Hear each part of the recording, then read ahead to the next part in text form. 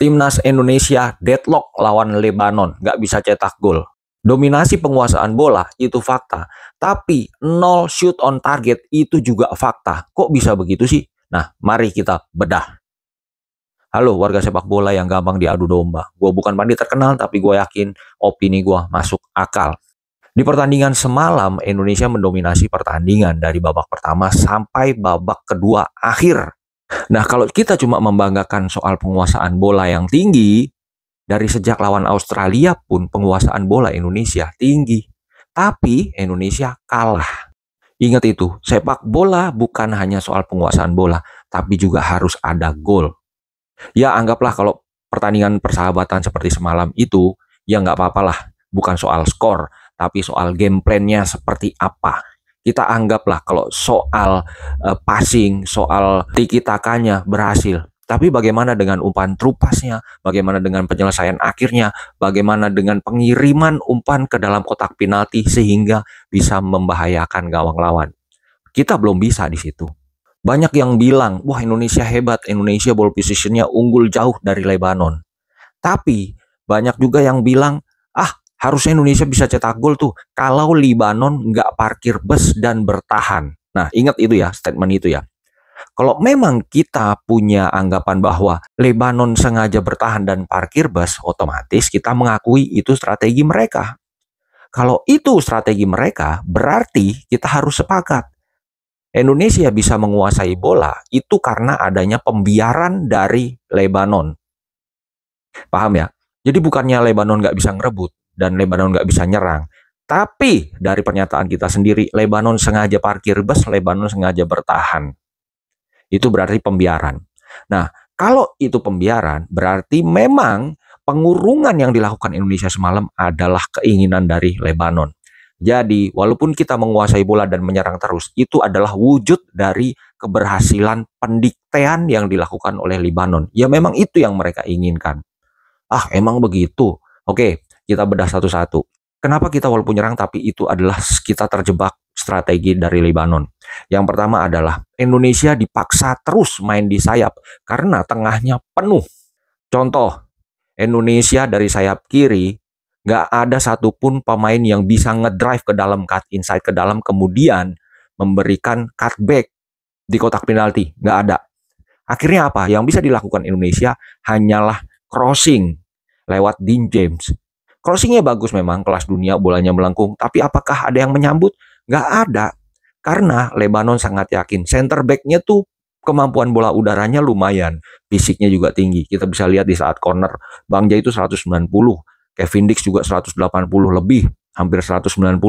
Tapi masih kalah tinggi sama center back Lebanon. Dan itu yang dia inginkan. Jadi crossingnya Dean James berkali-kali selalu gagal. Itu yang pertama, strategi dia berhasil supaya kita bermain di sayap.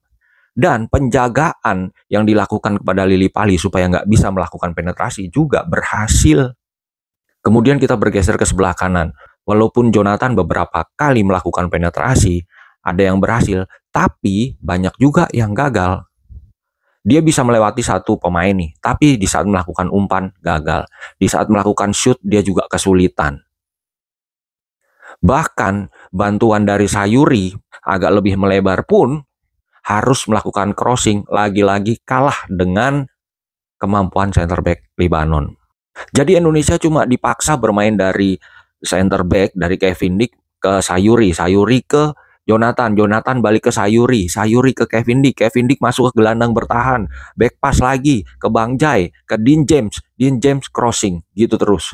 Yang lumayan dapat peluang justru Kambuaya, maksudnya dapat celah. Tapi Kambuaya sendiri sepertinya agak kesulitan juga karena di tengahnya terlalu numpuk. Oke, yang berikutnya kenapa kita didikte adalah Lebanon berhasil menjalankan strateginya lewat serangan balik. Indonesia memang menang dalam ball position dan menang terus, tapi nggak ada satu serangan pun yang berbahaya. Sedangkan Lebanon ketika menyerang ada satu yang harus dengan susah payah digagalkan oleh Emil Audero Mulyadi. Kalau semalam itu jebol, Indonesia kalah. Di pertandingan persahabatan oke lah, bukan soal skor. Tapi di pertandingan resmi, tetap yang dibutuhkan adalah skor. Dan Indonesia harus bisa cetak gol, apalagi di round 4 nanti. Nah terus solusinya bagaimana kalau deadlock? Ya ada beberapa. Yang pertama, Indonesia harus punya pemain lebih kreatif lagi di lini tengah. Ya maupun di mana aja lah. Satu orang aja atau dua orang itu udah sangat membantu sekali yang berani melakukan penetrasi. Melewati satu dua orang pemain, menarik pemain belakang, dua orang untuk menjaga satu orang itu sehingga sisi lainnya kosong, kemudian bisa dimanfaatkan menjadi peluang dan syukur-syukur menjadi gol. Itu yang pertama. Yang kedua adalah Patrick Kluivert, ya kita harus akui memang kurang kreatif dalam membongkar pertahanan. Memang kurang kreatif dalam menciptakan peluang yang membahayakan. Ya mungkin ternaknya akan marah-marah soal ini, tapi ini faktanya begitu. Dan kalau masih deadlock bagaimana? Ya itulah fungsinya Pratama Arhan. Walaupun misalnya dia dinilai secara performa wingback kiri kalah saing dengan Verdong, Dean James, atau Patinama, tapi tetap Pratama Arhan punya kemampuan tersendiri untuk memecah kebuntuan, yaitu lemparan ke dalam jauh. Ya Patrick Kluivert harus lebih mengenal secara individu para pemainnya. Pemain ini punya kelebihan apa, pemain ini cocoknya ditaruh di mana, pemain ini cocoknya memainkan peran apa, sehingga kelebihan itu bisa dimanfaatkan untuk membongkar pertahanan lawan, begitu. Tapi kalau mau gampangnya, misalnya dia nggak mau mikir banyak-banyak, ya sudah, panggil aja Pratama Arhan. Gantiin Lily Pali. Buat apa Lily Pali dipanggil? Dia sudah tua, semalam juga nggak bisa berbuat banyak. Tapi nggak tahu kenapa, setiap timnas day, Lily Pali selalu dipanggil. Untuk depan, apalagi sekarang sudah ada Adrian Wibowo. Jadi Lily Pali sudah bisalah saatnya istirahat dan fokus ke klub aja.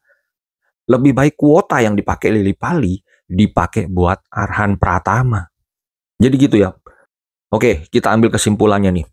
Indonesia deadlock dalam penyerangan, nggak bisa cetak gol itu karena jebakan dari Lebanon.